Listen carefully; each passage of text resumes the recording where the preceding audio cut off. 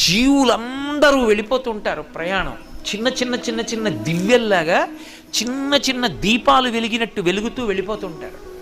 అందరూ కాలంలో ఎలా వెళ్ళిపోతూ ఉంటారంటే ఈ కాలం నడుస్తుంటే, అందుకే పోతన గారు భాగవతంలో అంటారు కాలంబు గతి అంటారు, పరమేశ్వరుడి నడక. అందులో వెళ్ళిపోతూ ఈ జీవులన్నీ దీపాలు, కొన్ని కోట్ల దీపాలు వెళ్ళినట్టు వెళ్ళిపోతుంటారు. ఇవన్నీ ఎటు పెడతాయంటే అన్నీ దక్షిణానికి వెళ్ళిపోతాయి, అన్నీ దక్షిణ దిక్కుకు ఎడతాయి. ఎందుకు ఎడతాయంటే పాపపుణ్యాలు చేసి అక్కడికి వెళ్ళి భూమిలో కలిసిపోయి మళ్ళీ ఎక్కడో దీపం కింద పుడతాడు, పుట్టి కొంతకాలం ఉండి మళ్ళీ అలా దక్షిణ దిక్కుకు వెళ్ళిపోతాడు, శ్మశానంలోకి వెళ్ళిపోతుంటుంది శరీరం. ఎవడు ఏ దీపం నేను వెళ్ళనని ఉత్తరానికి తిరిగిందో ఆ దీపం ఇక అందులోకి శరీరం పెడుతుంది, ఇక ఆ దీపం మళ్ళీ పుట్టది.